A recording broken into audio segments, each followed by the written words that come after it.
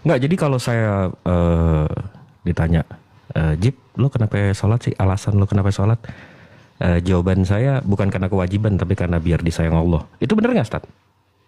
Bisa, bisa. Ada kalimat gini juga. Lu posisi sholat, apa sih yang lu harapin? Gue bisa sholat tuh karena Allah menurunkan rahmatnya gue bisa sholat. Itu ada level kelas-kelasnya. Ada orang yang levelnya gue sholat, ya gue pengen sorga. Kan ada tuh. Itu nggak disalahin. Gue sholat ya karena gue sholat duha, gue butuh rezeki. Gue sholat, gue baca surat waqiah, gue butuh supaya rezeki gue lancar. Itu masih dibolehkan. Karena memang di Quran itu do'uni astajib lakum, minta sama aku. Karena Allah yang nganjurin supaya minta sama saya, jangan minta sama yang lainnya. Itu boleh.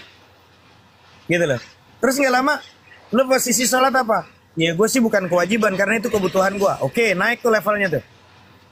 Jadi itu bukan hanya kewajiban. Kalau kewajiban tuh kan berat tuh teman-teman. Kalau kita ngelakuin sholat, udah maghrib, gak lama adzan lagi. Allahu Akbar, Allahu Akbar. Kalau orang levelnya kewajiban, baru aja maghrib, udah isya lagi aja. Berat dia. Karena melihatnya itu kewajiban. Tapi kalau levelnya di kebutuhan, ya Allah, di maghrib tadi saya ada permohonan, barangkali sekarang ini permohonan saya itu diijabah.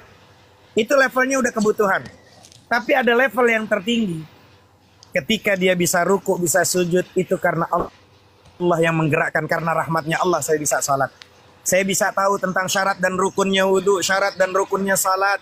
Saya bisa bergerak untuk ngambil wudhu, untuk bergerak salat. Itu karena rahmatmu ya Allah, makasih ya Allah. Lisan ini bisa menyebut ya Allah, ya Allah, ya Allah. Ini karena engkau ya Allah. Karena sekian juta orang, miliar orang, biliun-biliun orang di muka bumi, detik ini belum tentu lisannya bisa menyebut ya Allah, ya Allah, ya Allah. Dan aku bisa mengucap itu, makasih ya Allah. Ini karena rahmatmu ya Allah. Ini level tertinggi. Jadi bukan merasa diri yang bisa menyebut Allah, tapi pada akhirnya dirinya itu adalah menjadi satu kemampuan yang Allah memampukannya, bukan dia yang mampu. Wallahu ta'ala alam bisawab. Lanjut. Tapi saya tetap saya sholat karena pengen disayang Allah, Ustaz. Itu aja sih. Makanya saya nanya, itu rahmat itu artinya sayang apa gimana makanya? Boleh, boleh. Definisinya itu kan nanti kan ada ilmu-ilmu tingkatan fikih. Lari fikih kan ada tasawuf. Jadi disambungkan gitu loh Bang Jibril. Maka nggak bisa berpisah itu ilmu itu. Ada ilmu yang masalahnya kan gini kan.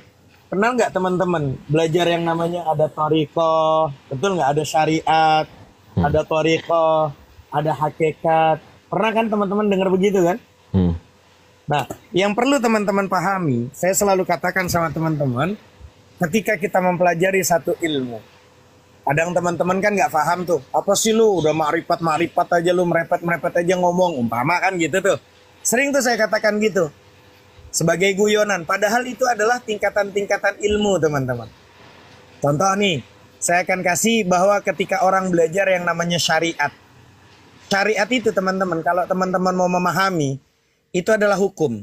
Mengajarkan kita untuk mengenali diri. Maka ada syariat-syariat. Ajaran-ajaran. Syarat, rukun, sholat. Itu syariat tuh. Nah kalau thariqah itu jalannya. Mengajarkan kita untuk mampu menguasai diri. Jalan ke situ tuh saya bisa begini. Nah gitu tuh. Itu namanya thariqah. Dalam bahasa Arab tuh thariqah tuh artinya jalan. Kalau kita sering ngomong tirakat. Ya kan?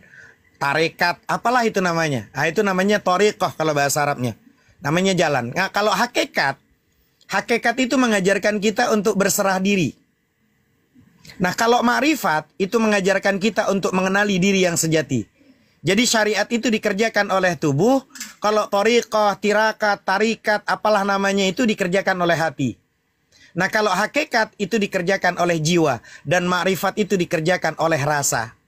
Makanya orang yang hanya berada di makom syariat, maka dia hanya akan menyembah kekosongan. Kan gitu. Kalau orang yang sudah berada di makom thariqah atau tirakat atau tarikat, maka dia akan mengenali siapa yang dia sembah. Nah, kalau orang yang sudah berada di makom hakikat, maka dia akan sampai pada yang dia sembah. Sedangkan orang yang sudah berada di makom ma'rifat, maka sudah tidak ada lagi yang menghalangi antara yang menyembah dan yang dia sembah. Wallahu ta'ala alam bisawab. Demikian teman-teman.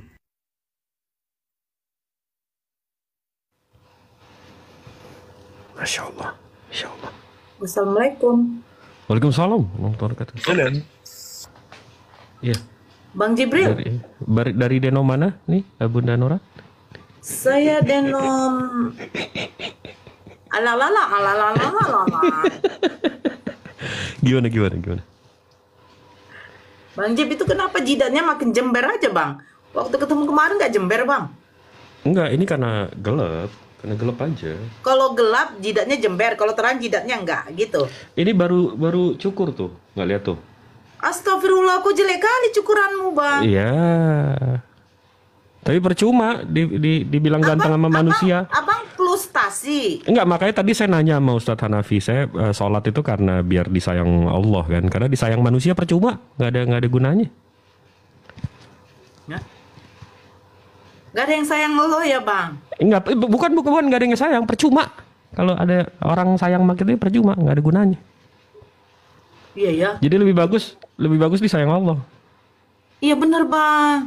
Hah? Makanya bener, jangan berharap kepada manusia. Karena kalau berharap kepada manusia, kamu akan kecewa. Apalagi nanti kalau di ujungnya dinyahkan. Nyahlah kau Jibril, ngapain nuhanin makhluk? Makanya ada kalimat gini Nora, Bang Jibril. Kan ada kalimat di Quran itu hadis kalimatnya bukan solu kan. Bukan sholat lah kalimatnya gitu. Iya. Kalimatnya apa? Aqimis sholah. Dirikan salat. Al-Quran hadis kalimatnya bukan solu. Bukan sholat lah, bukan. Bukan fi'il amarnya bukan sholat lah. Tapi aqimus sholah. Dirikan salat. Maka mendirikan salat itu bukan saat di atas sejadah saja. Mendirikan salat itu bukan saat kamu di dalam masjid saja. Tapi mendirikan salat itu saat kau setelah sejadahmu kau gulung, setelah kau keluar dari masjid, musallah, langgar, maka dirikan terus salat. Berapa banyak di antara kita mengatakan Allahu Akbar, cuman Allah yang besar. Tapi saat ketemu di keluar dari masjid, sejadah digurung, kita merasa diri paling besar. Ada kalimat Allahu Akbar kabira, alhamdulillahi katsira, wa subhanallahi bukratan wa asila. Inni wajjahtu wajhiya lilladzi fataras samawati wal ardh. Kuhadapkan wajah dan hatiku kepada Sang Pencipta langit dan bumi. Tapi berapa banyak kita seringkali menghadapkan kita pekerjaan karena berharap tepuk tangan manusia. Maka ada kalimat innas salati wa nusuki wa mahyaya wa mamati lillah. Katanya kita lillahi ta'ala, tapi kok makanya kita seringkali kecewa dan sakit hati karena masih berharap selain kepada Allah kan? Padahal berharap kepada Nora itu patah hati yang disengaja kan Bang Jib? Musrik. Berharap Nora tuh untuk ya feedback ke kita itu patah hati yang disengaja. Ya, karena itulah kita lakukannya semuanya itu. Makanya jangan kau dirikan sholat cuman di atas sejadah. Jangan kau dirikan sholat cuman saat di dalam masjid. Saat kau keluar dari masjid, saat kau sudah gulung sejadahmu, terus kau dirikan sholat itu. Ada dua poin Ustaz yang saya mesti iniin. Lanjut. Satu, betul sih itu saya berasa banget karena kalau lagi kerja lagi itu kan kita ngerasa bukan ngerasa paling besar ya, tapi nggak mau disepelein orang lah, kalau saya minimal ya, nggak mau disepelein orang, nggak mau diinjak orang, nggak mau dihina orang, nggak mau dijelek-jelekin orang, karena di kerjaan kan ada karir ini apa segala macam. Tapi begitu sholat, begitu sujud, itu langsung ngerasa ya memang begini, emang gue hamba. At the end of the day, ujung harinya gue memang hamba. Jadi gue nggak bisa apa-apa tanpa Allah Subhanahu Wa Taala. Itu satu. Poin kedua, kita sholat, kita ngadep bos aja mesti wangi, pakai baju yang bener ini itu. Ini ada penyembah makhluk nih Bang Ustadz, kafir di luar sana penyembah berhala nih. Senak jidat aja mau ketemu Tuhan pakai baju apa, habis nginjek tai di luar. Aku boleh nanya nggak sih boleh. Pak Ustadznya? Begini Pak Ustadz, sholat itu wajib, betul ya, yang 5 waktu. Ini terkadang orang begini Pak Ustadz, dia melakukan sholat, ya kan? Dia hanya menjalankan kewajiban. Tapi bukankah sholat itu seperti kita itu berdoa, berbicara kepada Allah, kan seperti itu. Jadi paham Pak Ustadz, kayak hambar gitu, tapi dilaksanakan. Ngerti Pak Ustadz? Di Al-Quran kan kalimatnya aqimis sholah apa? Aqimis sholah li dzikri, betul nggak? Dirikan sholat untuk mengingatku, betul nggak? Ya. Maka ada pertanyaan yang di bawah itu tappingan, Ustadz gimana caranya? Saya tuh sering kali Ustadz sholat, tapi saya mikir yang lain. Kadang terburu-buru. Apakah sholat saya diterima? Sebetulnya pertanyaan-pertanyaan yang kayak gini ini, itu sudah ada di zamannya Rasulullah. Pertanyaan kayak gini itu zaman Rasulullah sudah ada. Yang anak perempuan, ini yang ibu-ibu ngelihat anak kecil Ustadz, sumpah saya nangis denger ceritanya. Betul. Jadi betul sekali. Sangkut pautnya ke situ Bang Jibril. Jadi gini, pada suatu hari itu Bunda Nora, dalam satu majelis Rasulullah kan kalau duduk itu, kalau bahasa Rasulullah itu selalu kumpul sama sahabat. Jadi ada seorang sahabat duduk dengan wajah yang penuh kegelisahan, tangan tuh megang gitu. Dia matanya nunduk tuh. Terus nggak lama dia menggenggam seolah-olah ada sesuatu yang berat di hati dia tuh. Lalu dia menghela nafas dengan suara lirih, dia berkata, "Ya Rasulullah, aku ingin bertanya, tapi aku khawatir mungkin pertanyaanku ini akan membuatku semakin malu di hadapan Allah," kata dia gitu. Rasulullah tuh tersenyum lembut. Tatapan beliau penuh kasih sayangnya sama sahabatnya ini, sama saudaranya. "Katakan wahai saudaraku, tidak ada pertanyaan yang membuat seseorang tuh hina jika ia bertanya untuk mencari kebaikan." Lalu sahabat itu mengangkat wajahnya perlahan, matanya mulai berkaca-kaca, dan sahabat yang lainnya memperhatikan. "Ya Rasulullah, aku merasa salatku tuh sering gak khusyuk. Kadang-kadang aku mengingat urusan dunia, kadang pikiranku melayang entah kemana. Aku takut salatku tuh tidak diterima oleh Allah. Apakah dengan salat seperti itu aku tetap mendapatkan pahala?" kata sahabat ini. Sekejap suasana tuh menjadi hening. Lalu para sahabat yang lain menunduk merasakan kegundahan yang sama. Mereka tahu betapa beratnya pertanyaan itu, namun yang terjadi setelah benar-benar tak terduga, Rasulullah tidak segera menjawab. Beliau menatap sahabat itu dalam-dalam, lalu air mata beliau yang begitu mulia itu membasahi pipi beliau. Para sahabat terkejut. Mereka jarang sekali melihat Rasulullah menangis dalam keadaan seperti itu. Termenung melihat sahabatnya lalu meneteskan air mata. Sama seperti pertanyaan Nora dan teman-teman yang lainnya. Gimana ini saya salat kayak gini? Apa kata Rasulullah SAW? "Demi zat yang jiwaku berada di tangannya," kata Rasulullah, "sungguh setan tidak akan pernah berhenti berusaha mencuri bagian dari salat seorang hamba. Hingga ia teralihkan, itu yang terjadi setan," tuh kata Rasulullah. "Tapi ketahuilah, Allah tetap melihat usahamu." Lalu Rasulullah itu menarik nafas dalam lalu melanjutkan, "Wahai saudaraku, jika engkau meninggalkan salat hanya karena takut tidak khusyuk." Padahal kan salat itu harus dengan khusyuk kan di Qur'annya. Tapi kata Rasulullah, "Wahai saudaraku, jika engkau meninggalkan salat hanya karena takut tidak khusyuk, maka setan akan menang. Tapi jika engkau tetap berusaha salat meski dengan kehadiran pikiran yang kacau, yang balau, yang ruwet, yang mengganggu, ketahuilah," kata Rasulullah, "setiap kali engkau berusaha kembali kepada Allah dalam salatmu, saat itulah Allah menyambutmu."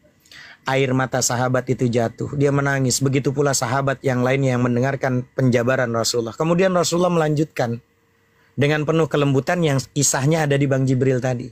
Apa kata Rasulullah? "Wahai saudaraku, bayangkan seorang ibu yang melihat anaknya berjalan ke arahnya, tapi anak itu sering jatuh, tersandung. Jadi ada anak kecil berjalan ke ibunya, tersandung jatuh. Diri lagi tersandung jatuh, ingin menggapai ibunya. Apakah sang ibu akan marah? Tentu tidak," kata Rasulullah. "Dia justru akan berlari menghampiri anaknya dan mengangkatnya, mendekapnya dengan erat. Bahkan begitu pula Allah, ia lebih menyayangi dari seorang ibu kepada anaknya. Selama engkau terus kembali kepada Allah, Allah akan selalu menerimamu." Lalu sahabat itu menangis terisak, begitu pula para sahabat lainnya. Betapa maha Ar-Rahman dan Ar-Rahimnya, maha pengasihnya Allah dengan rahmatnya begitu luasnya. Dari hari itulah sahabat itu tidak lagi berputus asa dalam sholatnya. Ia tetap berusaha dan setiap kali pikirannya melayang, ia mengingat kata-kata baginda Nabi Muhammad SAW. Maka itu teman-teman, setiap kali teman-teman berusaha kembali, saat itulah Allah menyambut kita. Wallahu ta'ala a'lamu bissawab. Demikian teman-teman. Itu pertama saya dengar cerita itu, saya ngebayangin kan kalau ibu saya atau saya jadi orang tua, habis itu anak saya lagi datengin saya terus tiba-tiba dia jatuh, habis itu dibangun lagi, dia jatuh, dia bangun lagi, dia jatuh, dia bangun lagi. Ya itu sama kayak kita lagi sholat, kalau lagi nggak fokus. Gimana tuh? Allah ngelihat kita kayak gitu. Cuman pertanyaannya kalau kayak Sarniro sama Kang Dito jatuh, paling Nora didiemin sama Nora ditinggalin. Iya. Enggak, tapi ini Ustadz menyempurnakan. Ada hadis dari Bukhari dan Muslim.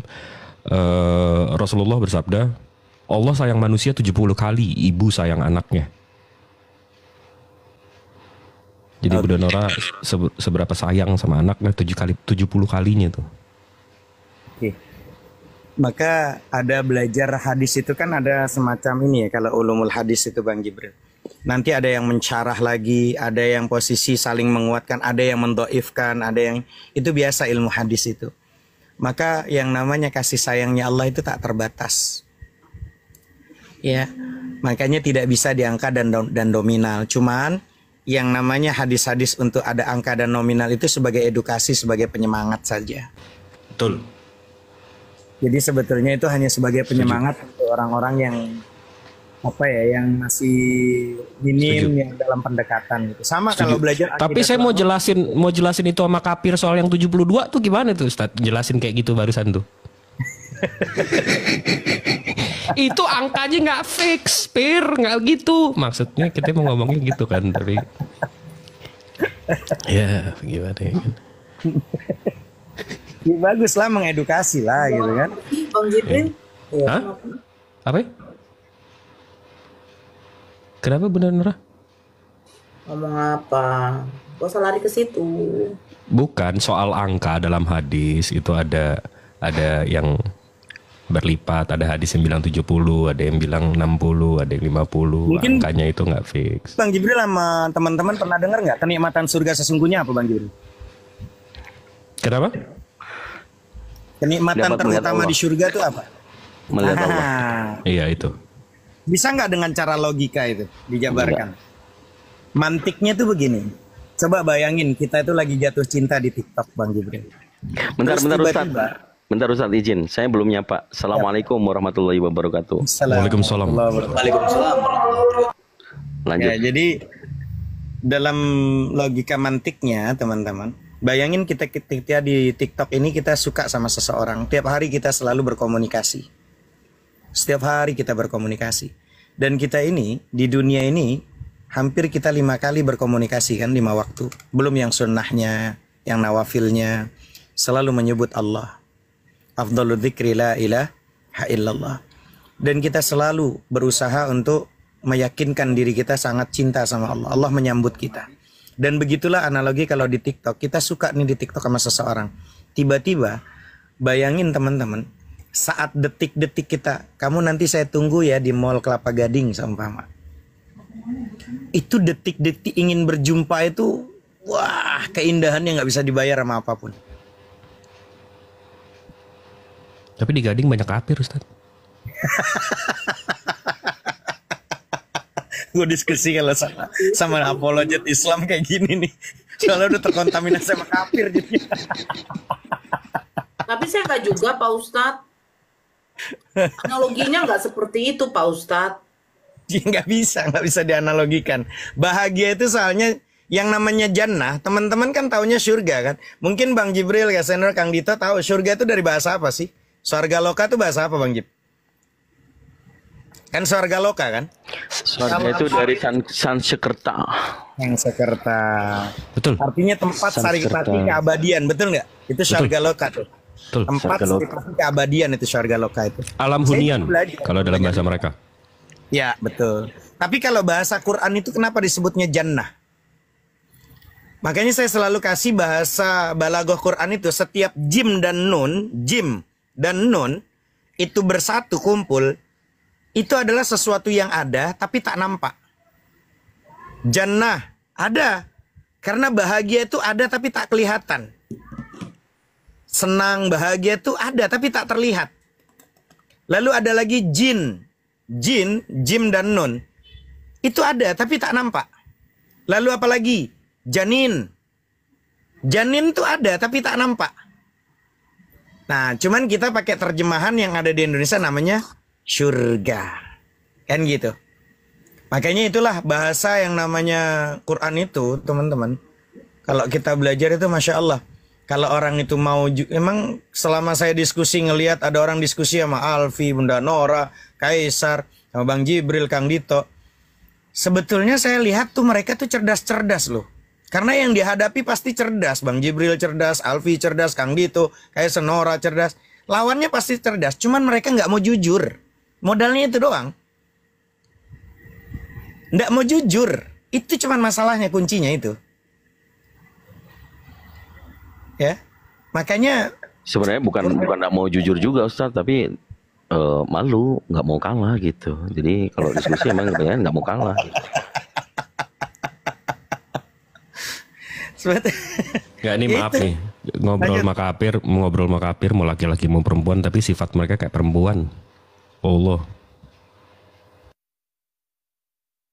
kan Nora. Entah. Kalau saya mah wajar ya ngeyel ya, karena juga merasakan yang seperti itu. Jadi memang betul yang di dalam Al-Quran. Diberi peringatan pun, sekuat apapun peringatan itu, kalau memang Allah sudah menutup mata hatinya, ya sudah tidak akan bisa terbuka. Itu susahnya. Kadang saya gini ya, saudara-saudara kita yang mualaf ini ya, yang mualaf, terus kita ini selalu bilang begini, saya takut. Dia bilang, saya takut nanti orang tua saya bla bla, keluarga saya begini, istri saya begini, suami saya begini, gitulah.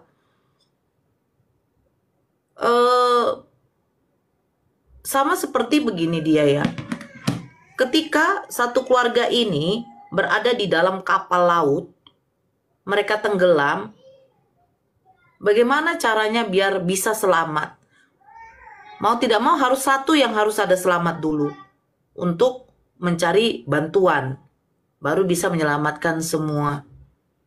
Nah, kenapa tidak difikirkan seperti itu? Ditanamkan, ya saya harus selamat dulu. Nah, kita minta sama Allah untuk, kan sesungguhnya Allah tuh maha membolak-balikan hati manusia gitu. Meminta sama Allah untuk bagaimana kita ini semua, satu keluarga ini masuk di jannahnya Allah. Tetapi itu kan adalah hak prerogatif dari Allah sendiri. Saya kadang berpikir begini, kenapa ya? Apa yang susah bagi dirimu untuk memfungsikan akalmu?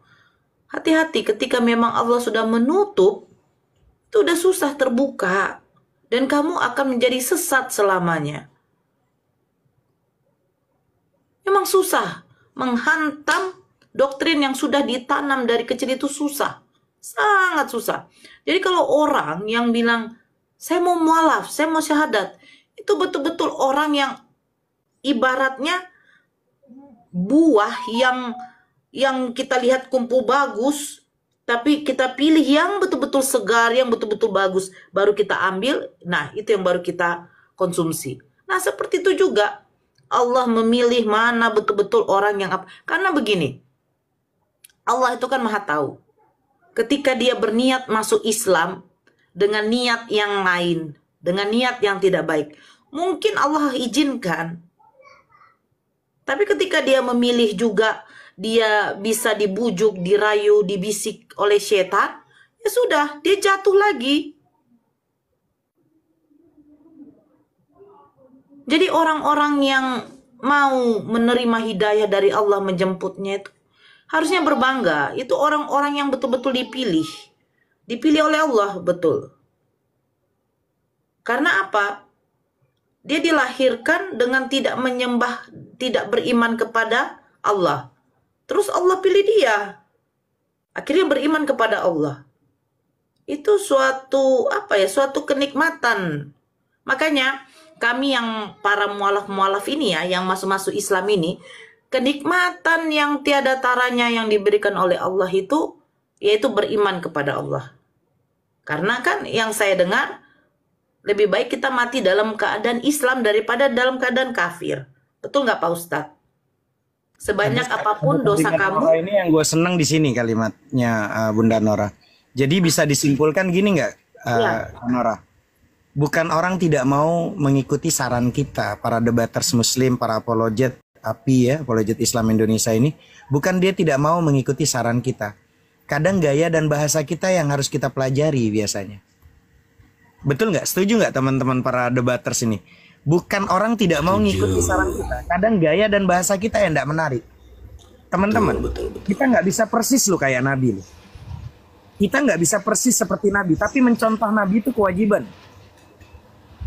Mencontoh Nabi itu kewajiban. Untuk persis kita nggak bisa. Pernah nggak Kanora, Alfi, Kaisar, Aisyah, dan Jibril, Abang Jibril, Bang Kang Dito, coba. Di zaman Rasulullah, ada orang tiba-tiba kencing aja di dalam masjid. Itu yang namanya Umar bin Khattab itu, udah kayak Bang Jibril, Alfi, apalagi Kanora ini. Udah kayak mau, wah gue panggil aja nih. Terus ada lagi, tiba-tiba lagi kumpul, dia Islam. Terus dia ngomong sama Rasulullah, lagi kumpul bareng.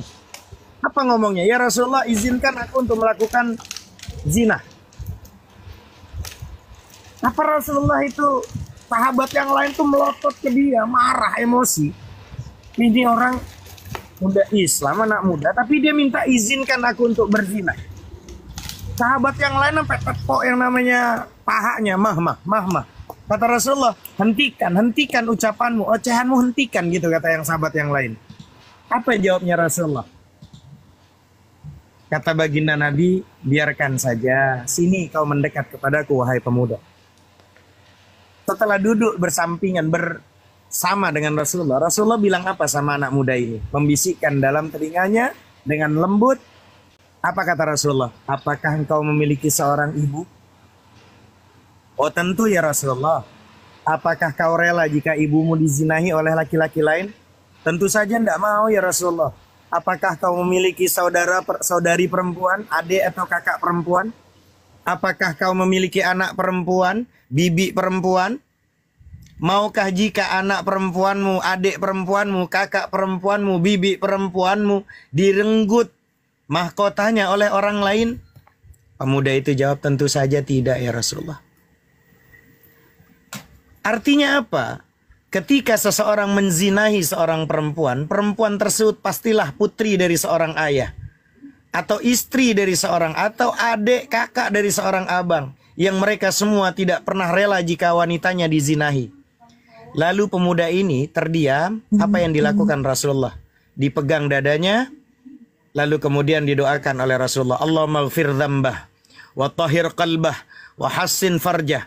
Allahumma ghfir dzambah, ya Allah ampuni dosanya. Wa tahhir qalbah, bersihkan hatinya ya Allah. Wa hassin farjah, jagalah kemaluannya ya Allah. Kata perawi hadis ini teman-teman, sejak hari itu perzinahan itu menjadi sesuatu yang paling dibenci oleh pemuda itu. Bahkan dalam kitabnya Syekh Abdul Fattah Abdul Ghadah itu menyatakan apa? Andaikan Rasulullah mau, Rasulullah bisa saja menyampaikan ayat-ayat yang menegaskan keharaman dan dosa besar tentang zina. Tapi itu tidak beliau lakukan sama sekali oleh pemuda ini. Tidak. Tapi Rasulullah memilih pendekatan dialog yang rasional. Sebab bisa jadi yang mereka tunggu bukan dalil wahyu, tapi hikmah yang menyapa akal. Maka di situ kalimat Al-Quran, ud'u ila sabili rabbika bil hikmah. Tartil kalimatnya hikmah dulu. Orang benci sama Allah, menghina Allah, menghina Al-Quran, menghina Nabi Muhammad, jangan-jangan dia dapat informasi salah tentang Allah, tentang Al-Quran, tentang Nabi Muhammad. Maka tugas kita itu meluruskan, menginformasikan, menambahkan referensinya. Karena apa? Itu jangan-jangan yang dia inginkan hikmah yang menyapa akalnya. Disinilah pemuda ini perlu diberi namanya dengan edukasi dan ajakan yang menyentuh hati, bukan dengan emosi apalagi intimidasi. Itu akhlak Nabi itu. Maka di sini kita belajar untuk tetap upgrade, untuk menjadi orang-orang yang cinta kepada saudara seadam sehawa, karena kita tak bisa gitu melihat. Kita kalau ada orang dipukulin satu kampung aja, kita tuh pasti di hati, ya Allah dia dipukulin gitu. Gak tega kita. Apalagi yang pukulin nanti malaikat. Nah, timbul dulu dalam hati itu untuk mengingatkan dengan hikmah. Kadang itu yang kita lolos teman-teman. Lanjut, Bunda Nora dan yang lainnya. Wallahu ta'ala alam bisawab. Di sini azan, abang-abangku dan Nora di sini. Tapi sebelum saya turun ada quotes yang selalu negor saya kalau ini soal keras hati ya. Quotesnya gini, Saking kerasnya hati untuk bersyukur pun kita harus ngelihat penderitaan orang lain dulu.